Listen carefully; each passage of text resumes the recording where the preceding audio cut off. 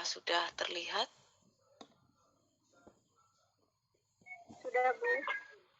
Sudah terlihat ya? Saya ini di layar saya adanya presentasi saya ya, jadi saya tidak melihat kalian, nanti Bu Lira yang melihat kalian. Ya, kita akan belajar terlebih dahulu tentang apa sih itu dasar dari metode perancangan tekstil, gitu. Pada awalnya pasti kita akan mencari terlebih dahulu ya, apa itu, memahami terlebih dahulu apa itu metode, bagaimana cara menggunakannya dan sebagainya.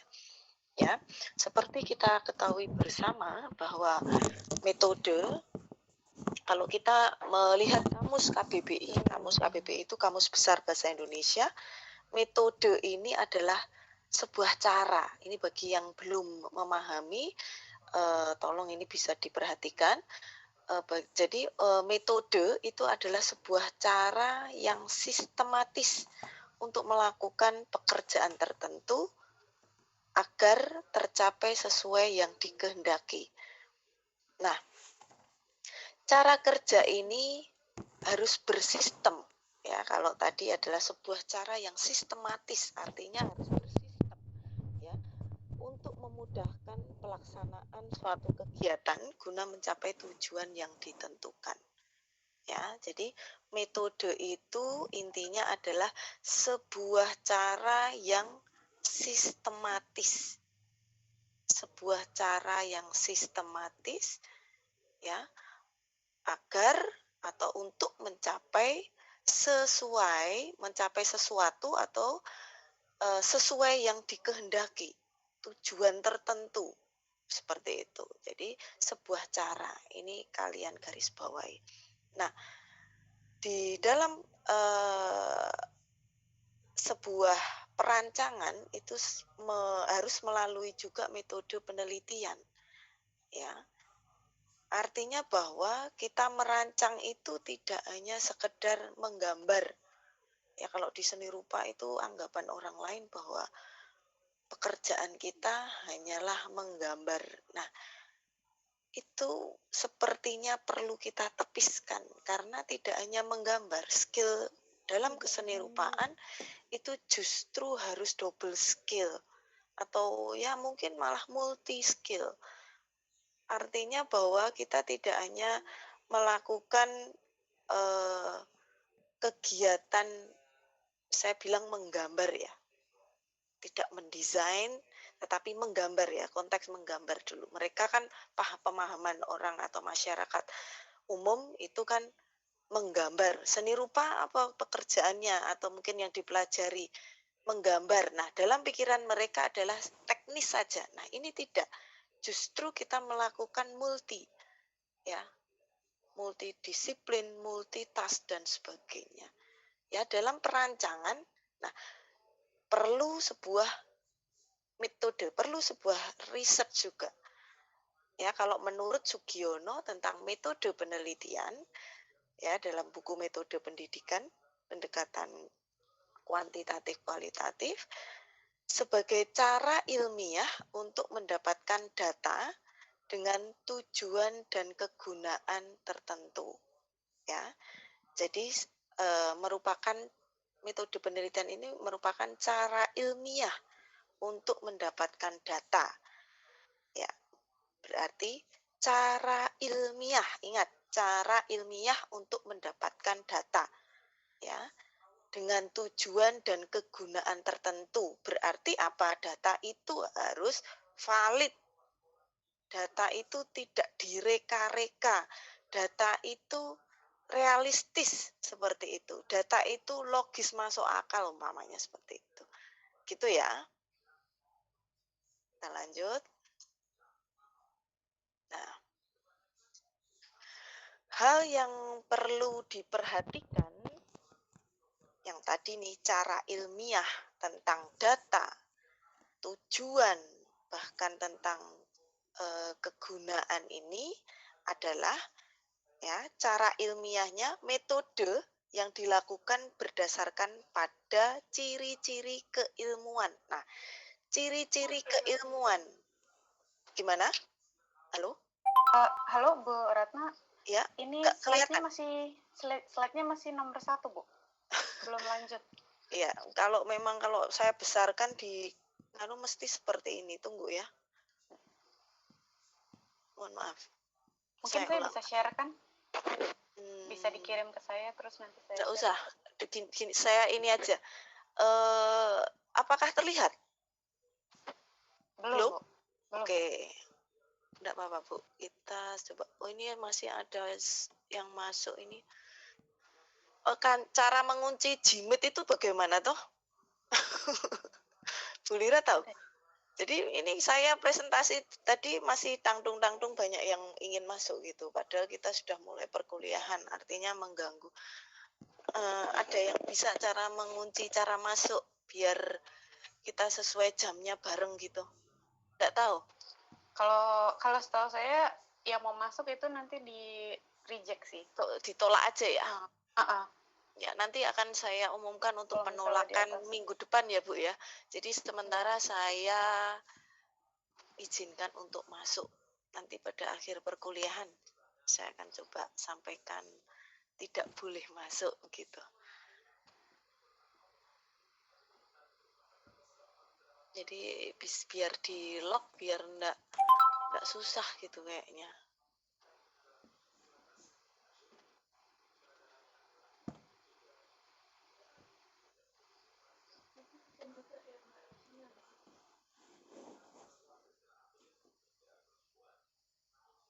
Mohon maaf ya. Tadi ada permasalahan itu.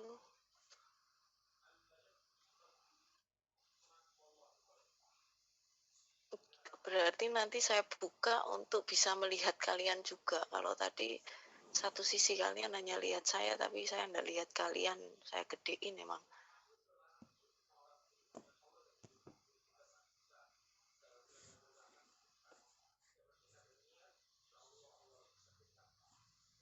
Bentar.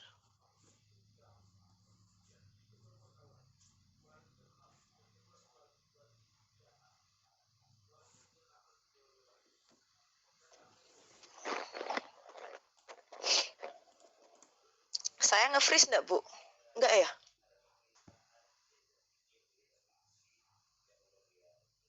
Kok enggak dengar ya, Bu Lira? Gambarnya Ibu agak nge-freeze, Bu. Nah, ya ini. Kalau begitu, saya kirim ke Bu Lira ya, Bu ya? Karena ini boleh. Di tempat saya jadi abu-abu itu, Bu. Oh, iya ya. Coba. Saya enggak tahu kenapa ini. Aku share. File Explorer dulu sebentar.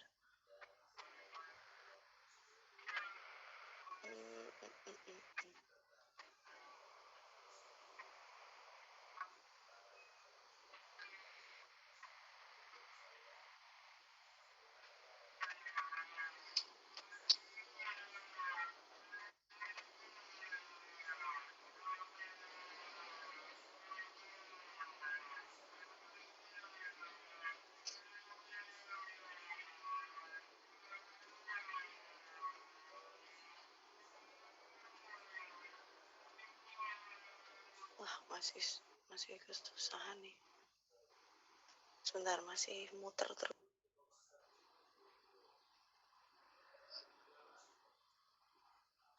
Oh, Bu Ratna terpental. Skill ganda yang mungkin untuk bahasa penelitian dan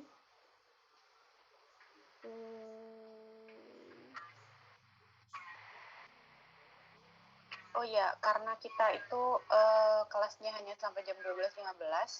Jadi kalau seandainya ada yang tidak dimengerti dari presentasi misalnya, nah nanti bisa via WAG.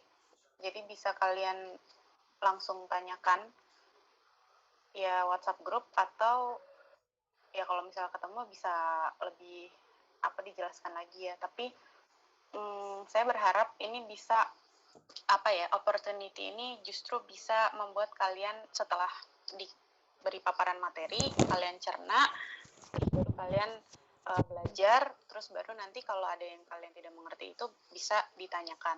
Jadi pada saat di minggu berikutnya kita udah go pada ini yang selanjutnya gitu ya, pada materi-materi yang selanjutnya. Jadi sampai di minggu depan itu minggu lalu itu materi minggu lalu itu kalian sudah paham gitu. Gitu. Oke, Bu Ratna udah kembali lagi, Bu Ratna.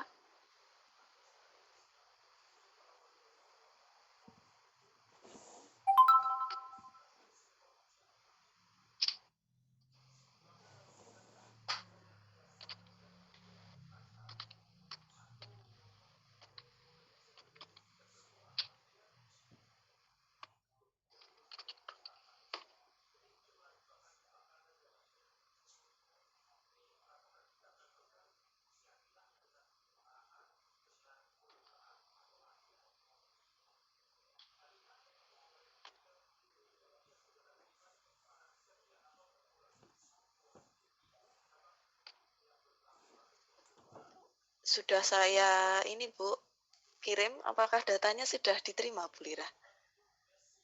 Sudah Bu, sebentar, Iya. saya download dulu. Terima kasih. Oke.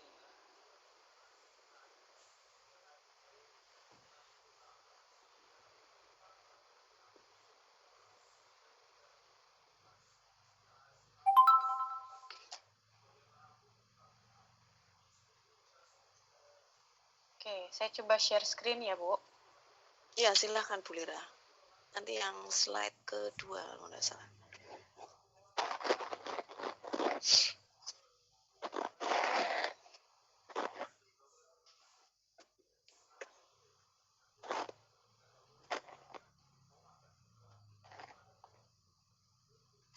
Ini sudah terlihat?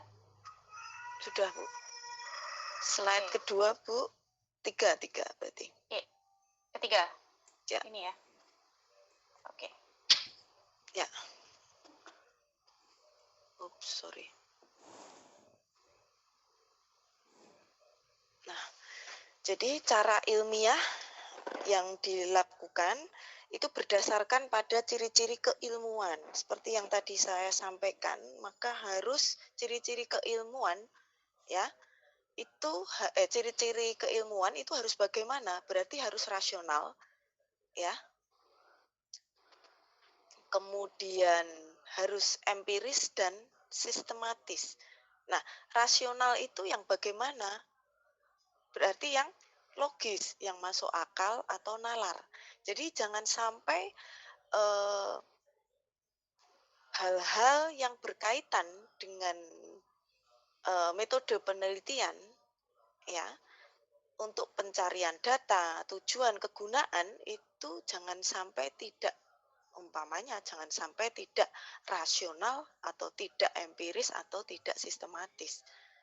Ya, atau artinya bahwa itu tidak logis. Nah, ini tidak diperkenankan. Ya, makanya ketika kalian masuk di dalam perkuliahan secara formal, maka hal ini sangat diperlukan. Jadi tidak hanya umpamanya, Bu, berarti Bu ya, tidak hanya orang-orang yang non seni rupa aja ya Bu ya, yang mesti harus ini. Iya, justru kita orang seni rupa yang kata orang umum itu adalah sukanya kita hanya atau mungkin kita hanya mempelajari gambar saja, itu tidak. Namun kalian harus sebelum melakukan praktek atau sebelum melakukan visual ya, maka kalian harus melakukan cara-cara atau metode-metode secara ilmiah ini, baik data, tujuan ataupun penggunaannya. Kemudian empiris. Cara yang dilakukan dapat diamati oleh indera manusia dan mengetahui cara sehingga orang lain dapat ikut mengamati. Itu jelas, dan mengetahui cara yang digunakan.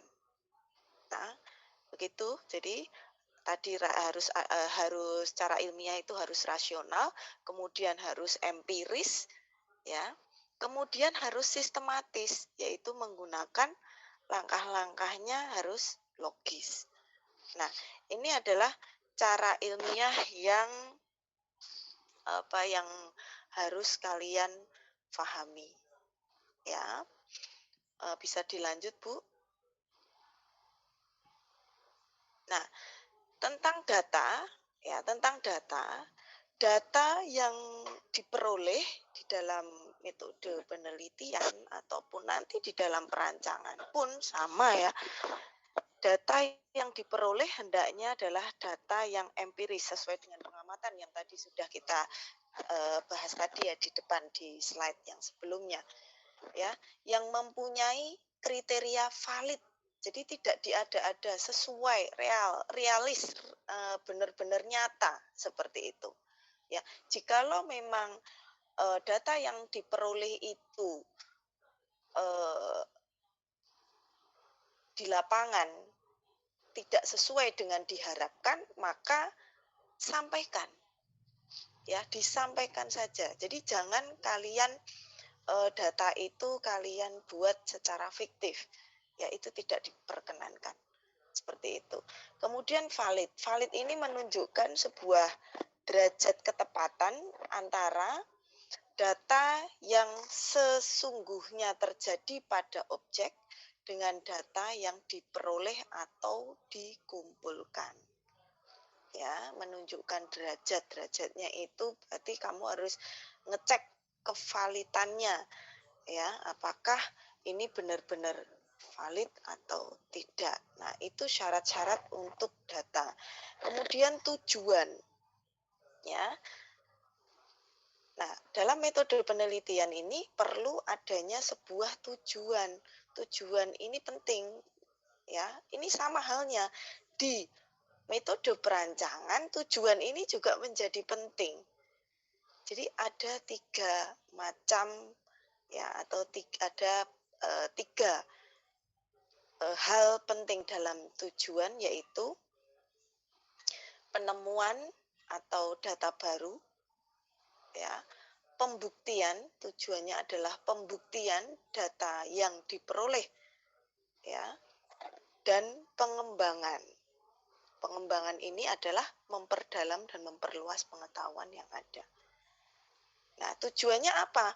Bu, saya ingin mengembangkan motif batik yang ada di Pekalongan, yang selama ini Pekalongan itu kalau saya lihat adalah warna-warnanya sangat cerah.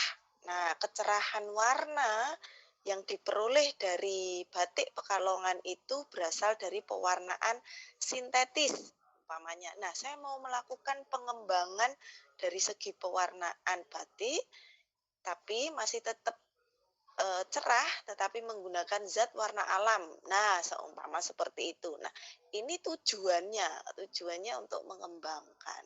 Tujuan perancangannya untuk pengembangan. Ya, seperti itu. Dan sebagainya. Nah, kemudian kegunaan secara umum untuk memahami, yaitu memperjelas suatu masalah yang tidak diketahui menjadi tahu. Ya, kegunaan dalam perancangan ini apa sih? Nah, itu harus jelas, kalian harus paham. Ya, jangan sampai tidak tahu kegunaannya. Ya, ketika tidak tahu kegunaannya, maka perancangan kalian ataupun penelitian yang kalian lakukan ya artinya kurang bisa untuk dipertanggungjawabkan. Jadi mendesain ataupun merancang itu tidak asal kalian menggambar, tidak asal kalian membuat sebuah produk tahu-tahu jadi begitu, tidak. Namun harus ada sebuah research. Nah, research di dalamnya harus ada metode-metode atau bahkan mungkin teori-teori yang nanti akan kalian gunakan. Seperti itu ya. Jelas enggak kira-kira? Ya. Yaitu masuk dalam kegunaan memahami.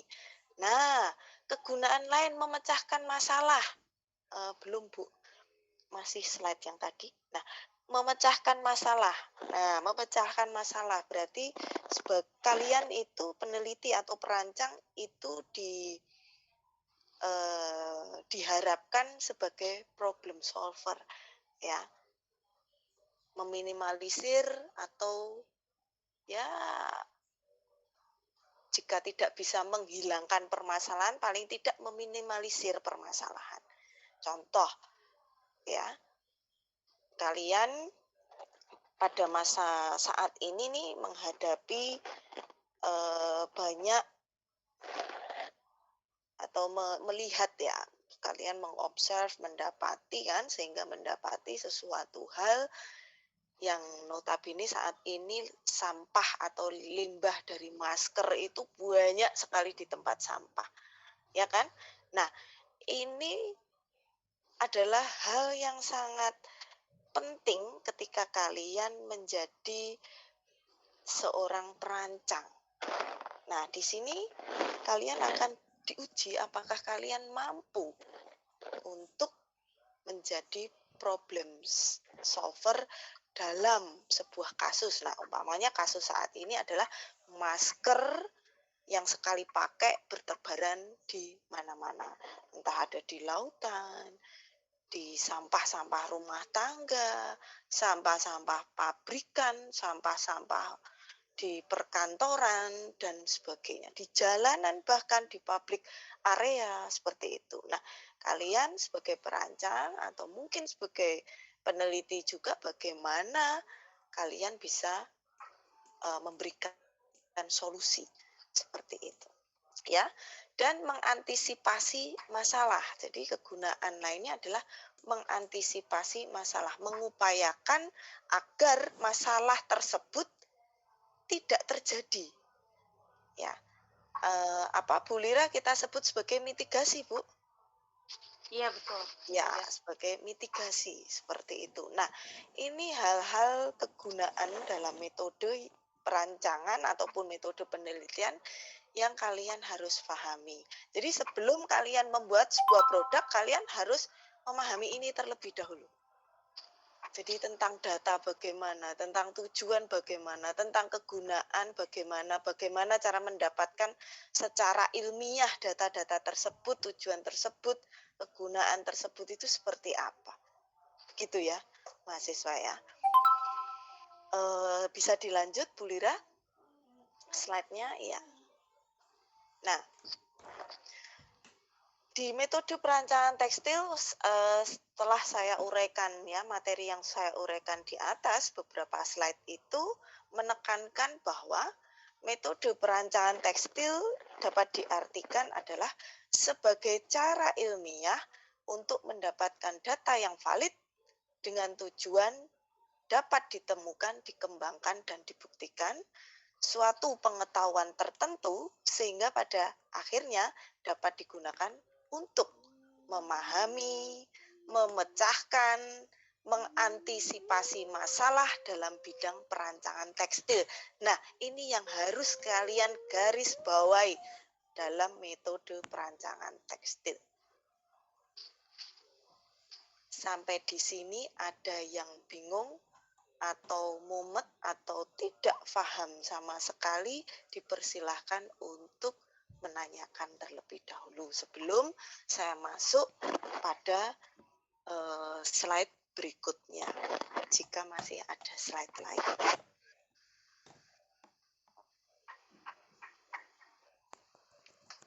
Jikalau sudah paham, saya bisa lanjutkan. Bisa ya, lanjut dulu. Gimana, ada yang mau tanya? Belum ya? Oke. Lanjut dulu. Ya, jikalau kita sudah mengerti metode ya perancangan tekstil, apa sih sebenarnya yang harus saya pelajari dan harus saya lakukan di dalam metode perancangan tekstil ini, ya. Nah, sekarang kita akan masuk pada cara pikir dan kerja desain. Itu seperti apa? Ya. Jadi kegiatan merancang, ya, yang berkaitan dengan adanya masalah kebutuhan sehingga hal ini memerlukan sebuah solusi. Jadi begini, kenapa kalian harus merancang? Ya, kenapa? Kenapa sih Bu harus merancang, dan merancang itu kenapa sih Bu harus melakukan sebuah research? Ya, sebuah desain itu dibentuk, ya, diwujudkan itu harus berdasarkan pada kebutuhan, ya, kebutuhan masyarakat atau kebutuhan pada komunitas tertentu dipersilahkan, ya.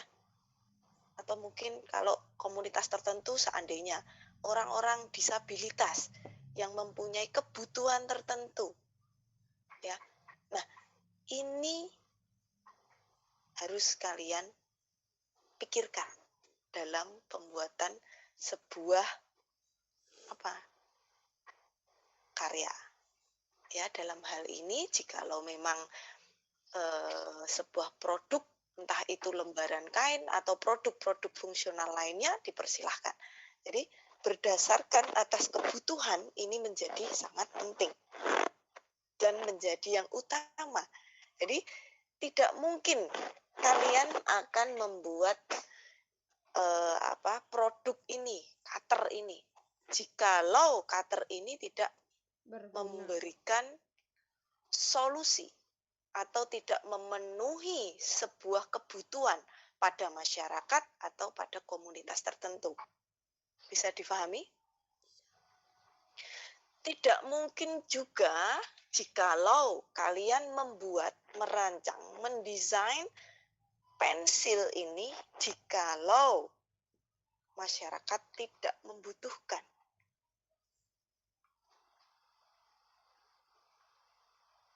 Difahami ya?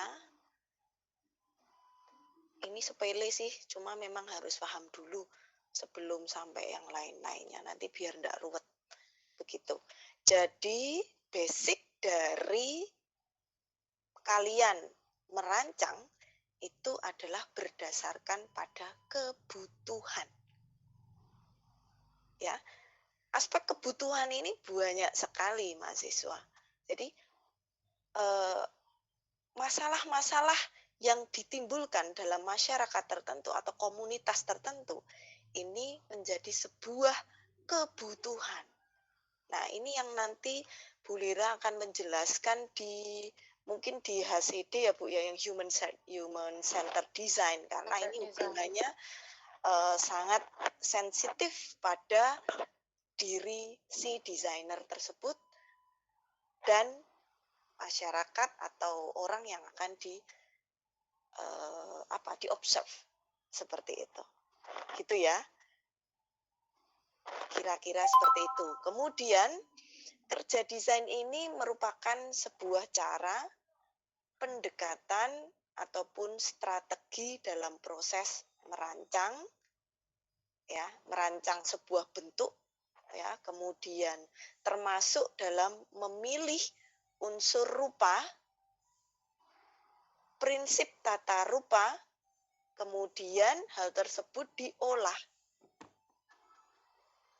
Ya, diolah, kemudian dibentuk serta diwujudkan menjadi sebuah karya yang mengandung kaidah sebuah rasa nilai estetis. Ya, selain itu juga bisa memberikan kaidah-kaidah secara psikologis, ergonomis, teknologis, dan sebagainya. Sesuai dengan perkembangan zaman nantinya pastinya. Seperti itu. Paham? Di poin kedua ini, apakah kalian paham? Paham ya, mudah difahami. Saya mencoba membuat kalimat ini mudah difahami dan penjelasan yang sesimpel-simpelnya agar kalian memahami secara baik. Jadi, dulu waktu kalian kuliah di semester 1, pernah ingat enggak kalian mendapatkan mata kuliah Nirmana Dwimatra? Pernah enggak? Ingat, Bu. Nah, Banowati ingat, ya kan? Nah, hal tersebut itu harus kalian buka kembali mata kuliah itu. Ya, kenapa sih Bu harus dibuka kembali, kan itu sudah old fashion. Loh, bukan old fashion. Maksudnya old pengetahuan waktu kemarin semester 1 umpamanya gitu. Enggak. Itu tetap kalian akan bawa karena ini adalah basic dalam ketatarupaan. Jadi ada elemen apa? Elemen tata rupa atau kita sebut sebagai unsur tata rupa. Ada apa? Dulu ingat enggak? Ingat enggak? Unsur-unsur tata rupa atau elemen desain apa? Ada apa? Titik. Terus garis, terus Ada warna. ya, terus iya, iya. Jadi itu kalian pelajari lagi kalau lupa. Kemudian ada juga prinsip-prinsip di dalam tata rupa. Nah, prinsip-prinsipnya apa tuh? Ingat enggak? Prinsip-prinsip dalam tata rupa. Pinter, terus apa lagi? Keseimbangan proporsi. Oke, good. Seperti itu. Ya. Terus selanjutnya, kalau nanti lupa, buka lagi. Ya, karena ini adalah basic. Jadi semester 1, 2, 3, 4, 5 sampai kalian TA kerja dan kalian mempunyai project sendiri, ini nih berkesinambungan. Jangan dilepasin. Ya, apalagi nanti dalam proses pendesainan. Ini sangat basic sekali, ya. Jadi nanti kalian bisa pelajari ulang. Nah, dengan demikian suatu hasil ciptaan dalam industri bukan hanya sekedar aspek visual saja, namun suatu proses pemikiran berbagai aspek untuk mencapai hasil yang maksimal dan bernilai serta diperlukan dan sebagai problem solver di dalam masyarakat atau komunitas tertentu. Jadi kuncinya itu yang harus kalian pegang adalah faktor kebutuhan. Ya. Bagaimana untuk mengetahui kebutuhan itu? Kalian harus melakukan research. Nah, research yang ilmiah itu yang bagaimana untuk mendapatkan data secara valid itu bagaimana? Yaitu tadi yang slide-slide itu. Ya, paham ya? Jadi diruntut-runtut ke belakang terus nih. Ya, kalian sampai mendapatkan poin atau basic yang benar-benar kalian dapatkan. Sehingga mendapatkan, oh kebutuhannya ini. Jadi pemecahan masalahnya bagaimana agar besok tidak terjadi. Biar ini diminimalisir seperti itu. Paham ya? Jadi kalian mahasiswa itu jangan sampai memecahkan masalah tetapi memberikan masalah baru. Paham enggak?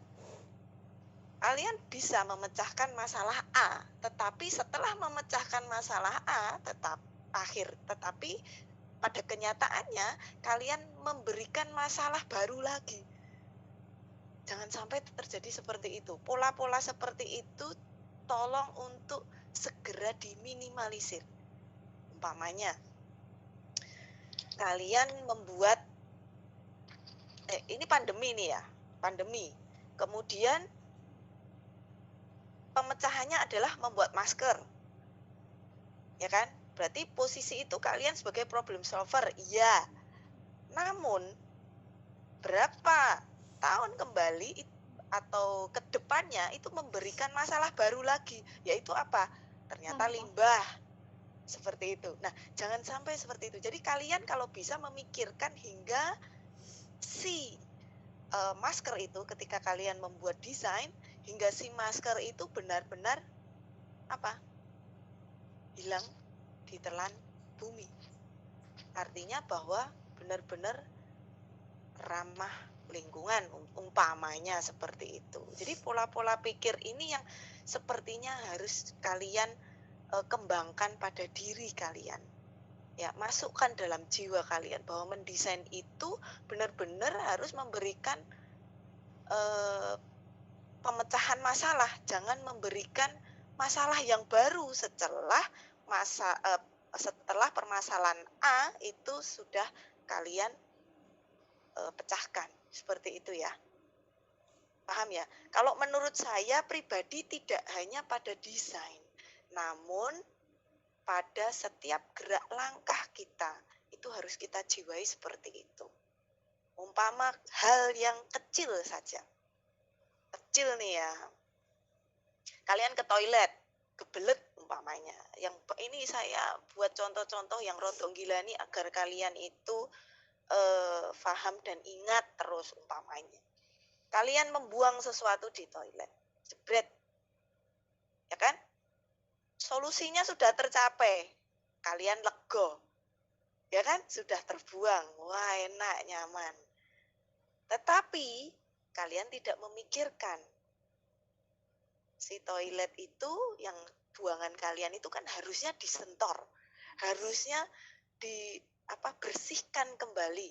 Nah, itu mungkin kalian lupa, kalian pergi aja langsung tek keluar. Nah, ada orang masuk nih ke toilet yang tadi kalian pakai, mau pakai jadinya gak jadi karena ada permasalahan baru di situ, gitu ya. Ini contoh simple, contoh yang agak menjijikkan yang Bu Ratna itu sampaikan ke kalian agar kalian itu memahami seperti itu. Itu aja sih. Ya, jadi tolong hal-hal seperti itu masukkan pada diri kita sendiri, tidak hanya pada aspek ketika kalian mendesain, tidak, tetapi pada kehidupan diri kalian. Gitu ya. Kemudian lanjut lagi Bu Lira, mohon maaf. Ini kok cepat sekali sudah jam 12 ya Bu Lira? Betul ya? Ya Allah, ini mungkin 10 slide ini off, kemudian nanti ada tambahan dari Bu Lira, setelah itu sedikit kita melakukan diskusi. Nah, proses perancangan ya, menurut Colin Clipson 1989, merancang itu sama dengan menerjemahkan kebutuhan. Itu menurut Colin Clipson. Merancang itu sama dengan menerjemahkan kebutuhan. Cara menerjemahkan kebutuhan tadi lewat apa? Yang tadi saya sampaikan itu. Kalian harus research terlebih dahulu untuk mencari data, tujuan, kegunaan, dan lain sebagainya. Nah, tujuan gagasan pemakai sesuai dengan spesifikasi teknologi, sesuai dengan spesifikasi teknologi, kemudian sosial, lingkungan, serta mempertimbangkan kegunaan sebuah produk yang kalian rancang ataupun jasa layanan yang kalian rancang mengacu pada permintaan, demand. Ya, artinya bahwa perlu adanya pertimbangan pangsa pasar juga, persaingan, sikap perilaku konsumen, serta faktor-faktor yang meliputi apa? Ada teknologi, ada produksi, pemasaran, biaya produksi, penampilan produk, dan lain-lain. Waduh Bu, ternyata jadi desainer, jadi perancang itu kok ya rempong ya Bu ya. Ternyata banyak sekali yang harus dipikirkan. Ya iya, makanya masuk seni rupa itu, ya seni rupa itu apalagi di desain itu sebenarnya hal yang tidak kalah rumitnya dengan disiplin ilmu lain. Kalau orang di masyarakat umum melihat disiplin ilmu kesenirupaan dan desain itu ya lingkupnya lingkup mau gambar. Sebenarnya tidak. Banyak aspek yang harus kita pecahkan. Ya. Wah Bu, ternyata juga ada teknologi juga. Iya, kita juga harus melek teknologi. Harus tahu, bagaimana sih teknologi pencantingan yang baru itu seperti apa? Bagaimana sih teknologi perancangan desain motif tidak secara manual tetapi secara computerized, umpamanya seperti itu. Ya. Bagaimana sih teknologi pembuatan motif itu tidak mesti harus memakai cetak saring, tetapi ternyata ada teknologi yang lebih tinggi lagi, digital, ya kan, dan sebagainya. Ya, ini hal-hal yang nanti kalian harus pikirkan. Silakan lanjut lagi Bu, jika masih ada slide-nya.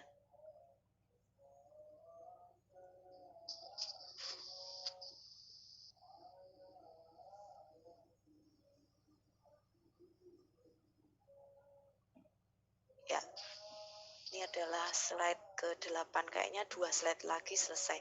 Nah, tahapan perancangan, nah ini secara engineering ya, di Clipson itu ada 5, yaitu tahapan pertama adalah feasibility study, konsep yang layak melalui studi kelayakan terhadap material, ya, kelayakan terhadap banyak hal ya yang harus kalian cek ya.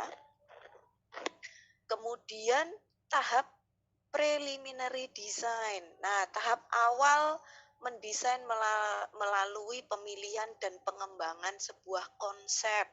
Ini juga penting. Jadi konsep apa yang akan kalian sampaikan.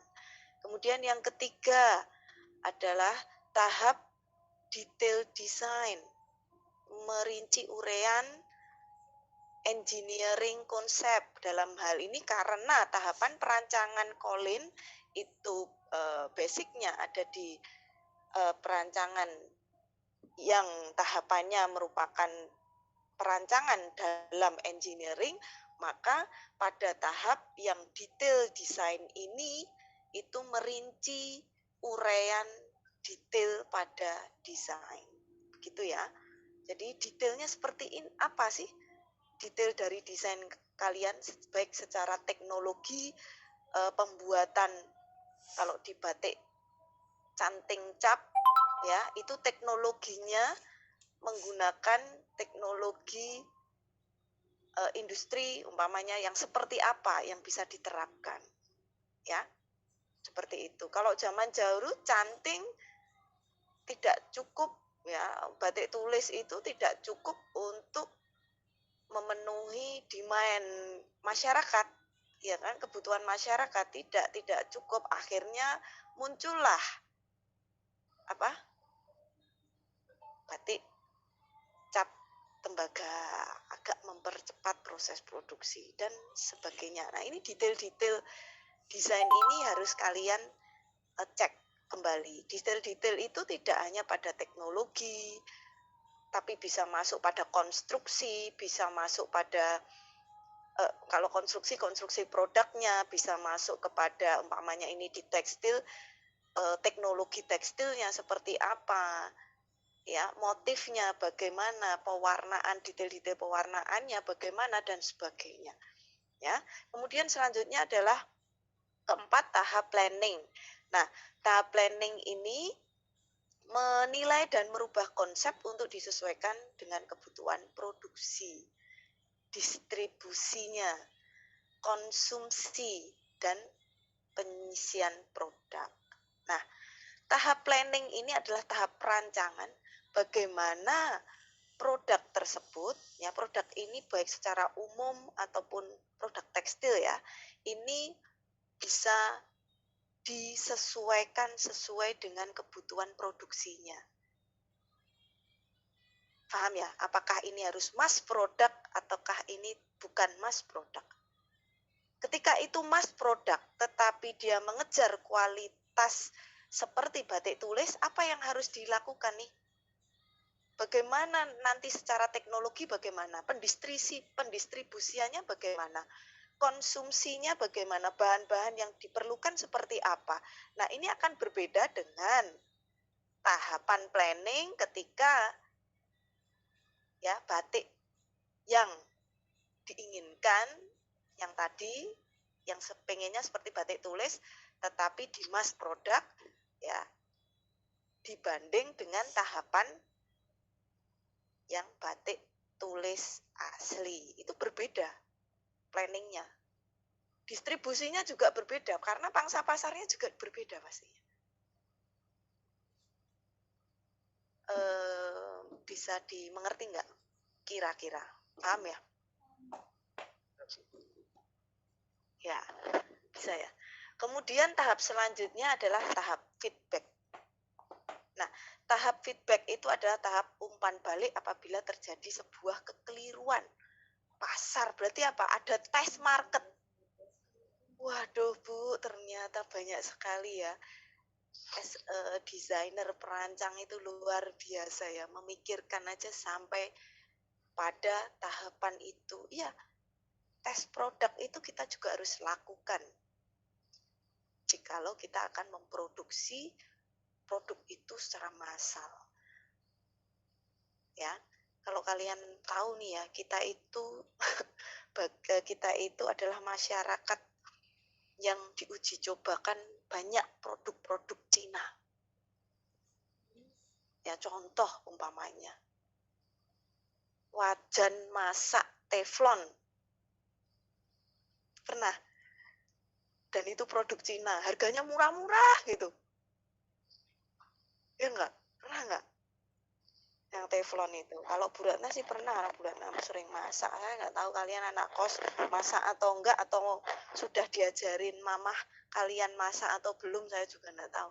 Nah, kita itu salah satu produk ya. Kita itu sebagai masyarakat yang sebagai apa ya, seperti kelinci percobaan.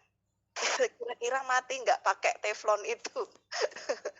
Ya, karena kan dilapisi nih, wajannya itu dilapisi dengan kimia-kimia tertentu yang kita juga tidak tahu terbuat dari apa dan bagaimana. Nah, mereka itu lemparnya di tempat kita. Mungkin seperti itu yang kita harus makanya kualitas itu terkadang mempengaruhi sebuah harga, dan kualitas produk itu juga terkadang ya mempengaruhi pada banyak aspek gitu ya. Ya, silahkan dilanjut lagi Bu untuk slide berikutnya. Ya, ini slide singkat dari apa yang tadi di atas sudah saya sampaikan. Skema proses perancangan secara umum nanti di situ mungkin selanjutnya ya Bu Lira, kita juga akan menyampaikan proses untuk design thinking itu seperti apa dan sebagainya ya. Jadi untuk secara umum seperti ini, yaitu kalian bisa mengidentifikasi permasalahan di dalam masyarakat, itu bagaimana pengenalan masalah desain di dalam pemenuhan kebutuhan. Itu kan memerlukan sebuah research, ya kan? Nah, itu harus dan wajib kalian lakukan, tidak hanya sekedar desain asal desain, tidak. Kemudian ada analisis setelah identifikasi masalah, masuk pada analisis perancangan sebuah produk. Hal ini berkaitan dengan penelusuran lingkungan ataupun potensi kajian secara teoritik atau tinjauan secara empirik. Ya, tadi sudah Bu Ratna sampaikan, empiris itu yang seperti apa, ya, dianalisis sesuai dengan teori ataupun data-data yang kalian punya. Kemudian setelah itu proses kreatif, ya. Nah, setelah proses kreatif ini berhubungan dengan apa? Gagasan awal dari sebuah pradesain. Jadi kalian sebelum mendesain itu gagasan awalnya seperti apa, idenya seperti apa, itu harus kalian sampaikan. Kemudian ada proses produksi.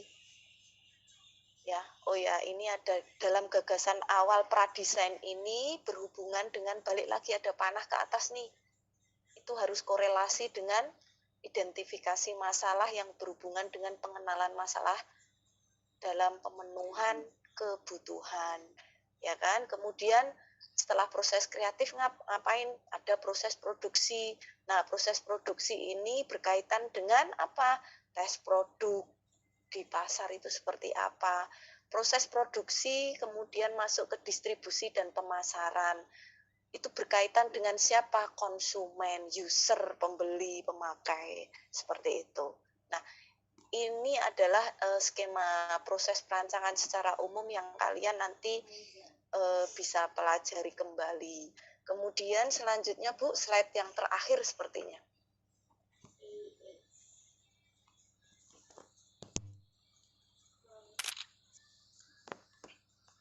Ya, nanti mungkin minggu depan kita akan membahas tentang kekeriaan, tetapi slide ini menyampaikan bahwa desain itu mempunyai aspek fungsi dalam perancangan, ya. Ketika itu fungsi, aspek fungsi berarti applied art, di samping estetis, ya. Kemudian dari segi bahannya, proses sebagai cetusan ide yang direalisasikan ke dalam segi kegunaan kebutuhan masyarakat. Nah, ini sebuah kunci seperti itu, ya. Jadi untuk yang kriya ini saya stop dulu, tidak saya sampaikan ke kalian. Jadi itu yang materi yang bisa saya sampaikan sangat dasar terlebih dahulu yang kalian harus pahami. Silahkan mungkin Bu Lira bisa menambahkan, Bu. Kemudian nanti sedikit diskusi, setelah itu kita tutup. Monggo Bu Lira. Terima kasih Bu Ratna. Mungkin ini saya off-kan aja dulu. Lepas ya, saya off. Sebenarnya kalau misalnya tadi kita dengar apa yang sudah disampaikan oleh Bu Ratna itu cukup padat sekali ya gitu. Sehingga untuk saat ini sepertinya saya tidak akan menambah apa-apa dulu karena ini adalah istilah perancangan atau istilah desain yang sangat umum gitu. Jadi saya akan mau coba nanya sih sama kalian, paham atau enggak apa yang telah disampaikan tadi? Atau apakah kalian masih bingung gitu ya? Jadi kalau misalnya ada yang bingung, coba disampaikan. Jadi kita masuk aja ke diskusi sekarang. Ya, silakan. Kalau saya sendiri sedikit paham Bu. Jadi kita kayak buat konsep awalnya, setelah itu kita di tahap produksi, sebelum kita produksi kita ngumpulin ide-ide atau kreativitas sesuai dengan aturan-aturan desain atau teori-teori desain, baik prinsip maupun kaidah-kaidah desain yang berada. Setelah proses produksi itu kita proses jual ke tes produk dulu. Habis dari tes produk kita jual ke market, ke pasaran orang-orang umum di masyarakat tertentu. Oke, ada lagi yang lain? Kalau tadi Valeno bilang konsep tuh nyarinya dari mana ya? Bisa dapat konsep itu biasanya dari mana? Dari buku-buku desain, buku-buku yang berhubungan relate dengan kesenirupan dan kedesainan, Bu. Tadi Bu Ratna bilang ada tahapan riset. Tahapan riset itu ada rationality-nya di dalam situ, terus ada empirisnya. Berarti kalau misalnya kita mencari konsep itu tidak hanya datang dari buku-buku saja, tapi konsep itu harus kontekstual dengan apa yang kamu temukan di lapangan. Sekarang saya mau coba tanya nih sama kalian. Kalian tahu kebutuhan itu dari mana? Riset pasar, Bu. Dari demand permintaannya, Bu. Oke, demand permintaan. Demand permintaan berarti pasar kan? Kamu udah sampai di tahap pasar. Tapi seandainya kita nggak ngomongin pasar deh, nggak ada pasar. Dulu mungkin sekali. Bisa melalui survei lapangan secara langsung. Iya, survei lapangan. Survei lapangan tuh ngapain kira-kira kalian? Mengamati, Bu. Pengamatan. Bagus, mengamati. Terus apa lagi selain mengamati? Mungkin bisa dari kultur. Apa gimana? Kultur. Pemecahan Mengamati masalah, budaya itu bisa diamati. Oke, terus apa lagi, Miss Rina? Pemecahan masalah, Bu. Oke, pemecahan masalah itu terjadi setelah kalian mengerti masalahnya ada di mana. Nah, itu maksudnya. Ya kan? Kalau misalnya kalian nggak ngerti masalahnya di mana, kalian nggak akan tahu masalah apa yang mau dipecah. Oke, jadi tadi udah ada riset pasar, udah ada survei. Kalau misalnya dalam survei itu kalian mengamati, selain mengamati, kalian ngapain? Mengumpulkan data, Bu. Ya, mengumpulkan data. Mengumpulkan data itu setelah diamati, terus sudah gitu dikumpulin dalam suatu data yang sistematis dan terstruktur. Tapi apalagi kalau misalnya Kak Mbak Bu Ratna itu tadi bilang empiris, up di situ. Merasakan sendiri, Bu. Iya, tuh mengalami. Jadi selain kalian itu mengamati, kalian juga mengalami. Dua proses itu adalah kegiatan di mana kalian bisa tahu apa sih kekurangannya di sini. Jadi untuk bisa mengerti desain, selain kalian harus berpikir secara desain, kalian harus mengalami suatu desain. Paham ya, mengalami suatu desain maksudnya? Paham nggak? Kalau produk-produk di sekitar kalian itu tidak terdesain dengan baik, justru sebenarnya itu ladang survei, ya kan? Ladang kalian mengamati dan mengalami kekurangannya apa? Masalah desain ini nih apa? Gitu. Kebayang nggak? Ini kalau misalnya saya punya botol minum gitu ya, ini kok kayaknya ada yang kurang deh masalahnya nih. Kayaknya ada yang sesuatu yang kurang nyaman gitu dengan botol ini. Kita mengamati desain botol ini gitu loh. Kepikiran nggak salah satu contoh ketidaknyamanan saat kalian menggunakan botol air mineral? Ada, Bu. Apa tuh? Mudah penyok, Bu, kalau terkena tekanan dari samping-samping. Oke, berarti nanti hubungannya kepada material. Terus ada lagi nggak? Tidak bisa didaur ulang. Tidak bisa didaur ulang, Bu. Oke, tidak bisa didaur ulang. Sehingga banyak perusahaan-perusahaan botol minuman sekarang yang memikirkan, oke, gimana caranya kita plastiknya bisa didaur ulang. Tapi pada saat kita mengalami ini, masalah daur ulang atau tidak bisa daur ulang itu kan orang awam nggak bisa mikirin ya. Itu masalah desainer. Tapi seorang desainer itu harus bisa mengamati apa yang kurang dari botol minuman ini misalnya. Apalagi kekurangannya? Coba. Bentuknya saat dipegang, Bu. Terlalu besar diameternya atau gimana? Oke, misalnya dia tidak ergonomis bentuknya. Terus apa lagi saat kita ngebuka?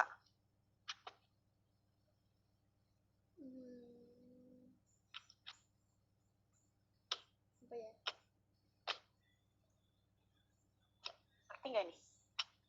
Kalian kalau ngebuka harus pakai 2 tangan. Ya kan? Tutup botolnya, kalau misalnya kalian lagi di perjalanan apa segala macam, jatuh, kotor deh misalnya. Terus kalian coba mikirin yang pakai botol itu adalah ibu-ibu hamil, ibu-ibu menyusui misalnya ya, yang harus menyusui anaknya di satu tangan, terus tangan yang lainnya butuh minum gitu. Susah kan? Susah, Bu. Nah, hal-hal seperti itu yang disebut mitigasi. Kita melihat, mengamati, untuk memikirkan adakah sesuatu yang bisa diimprove dari sesuatu ini gitu. Dan itu pada saat kalian mengalami gitu. Sehingga misalnya desain tutup botol itu kan sesuatu yang sangat sesuatu yang sangat remeh gitu ya, perintilan gitu. Tapi ada tutup botol yang kalau misalnya kamu nggak perlu buka tutup botol tuh pakai 2 tangan, misalnya pakai 1 tangan bisa, atau nggak perlu buka sama sekali, langsung pakai mulut kalian aja bisa gitu. Kalian misalnya pernah cek botol-botol aqua, ada botol-botol aqua yang nggak harus dibuka gitu ya, tutupnya, jadi pakai mulut aja misalnya bisa. Atau misalnya selain aqua ada yang namanya Evian gitu, ada air minum namanya Evian. Terus ada lagi yang dia dibuka tapi dia nggak jatuh gitu, tutup botolnya gitu ya. Jadi hal-hal seperti itu hanya contoh aja gitu. contoh yang saya dapetin di sekitar saya gitu. Nah, jadi saat kalian mencari tahu masalah dan lain sebagainya, kalian tuh sebenarnya tinggal mengamati apa yang ada di sekitar kalian aja gitu ya, termasuk apa yang kalian pakai gitu. Termasuk aksesori yang kalian punya misalnya, yang kalian butuhkan saat kalian harus berjalan dan lain sebagainya, seperti itu. Itu. Dari situ baru tadi yang Miss Rina bilang, pemecahan masalah. Kalian harus tahu masalahnya dulu nih. Dan siapa sih kira-kira yang mengalami masalah itu? Kalau kalian sendiri mengalami masalah itu, apakah orang-orang lain ada yang kemungkinan mengalami masalah tersebut? Kan? Jadi kita harus membuka wawasan mengenai desain itu, siapa sih yang make, siapa yang make, dan siapa yang bisa memakai, gitu ya. Siapa yang jadi user misalnya. Kalian sendiri jadi user. Tapi di luar kalian, siapa saja. Nah, itu harus terdefinisi. Itu harus teridentifikasi. Gitu. Kebayang ya? Dan ini baru tahap awal. Jadi kita belum masuk ke perancangan. Ininya dulu benar, gitu. Tahap awalnya ini dulu benar, maka perancangan itu akan menjadi benar. Gitu. Kalau ininya udah salah, kalau ininya udah kurang klek gitu, nah nanti ke depan-depannya perancangannya itu kalian akan bukan bikin sesuatu desain yang baik, tapi kalian akan nambah masalah gitu ya. Jadi kalau mindset desainer sekarang itu, kalau bisa kita jangan nambah sampah, bayang ya. Karena planet kita tuh udah kebanyakan sampah. Jangan bikin sampah dan jangan jadi sampah gitu. Bayang ya. Oke. Ada pertanyaan sampai sini? Mungkin kita udah lewat jam. Mohon maaf sebelumnya Bu Ratna dan mahasiswa sekalian.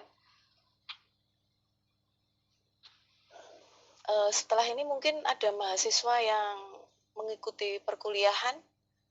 Jadi karena ini sudah molor, nanti saya khawatirnya dosen lain menunggu Bu Lira. Jadi ya, kita tutup aja, besok minggu depan kita lanjutkan diskusi dulu lagi ya kan, kalau ada yang perlu disampaikan, terus setelah itu materi lagi, diskusi lagi, materi, diskusi terus gitu ya. Yap. Ya. Baik, Bu. Dan juga nanti ada form-form juga ya Bu Ratna. Iya, betul, latihan. latihan cara banyak lah nanti akan kita berikan. Gitu ya. Mungkin sudah cukup dulu Bu Lira, bisa saya tutup ya Bu Lira ya? Iya, bisa Bu Ratna. Ya, baik, terima kasih. Karena waktu sudah menunjukkan pukul berapa ini? 12.25, waktu kita melebihi, melonjak, jadi mohon maaf, kita tutup terlebih dahulu untuk perkuliahan kita di hari ini. Minggu depan kita bisa melanjutkan kembali dengan diskusi, kemudian setelah itu materi baru lagi. Begitu ya. Ya, sampai ketemu minggu depan. Jangan lupa melakukan presensi, karena kalau presensi sudah ketutup ya udah. Wassalamualaikum warahmatullahi wabarakatuh. Selamat pagi dan selamat beraktivitas. Selamat siang. Maaf. Terima kasih Bu Lira. Terima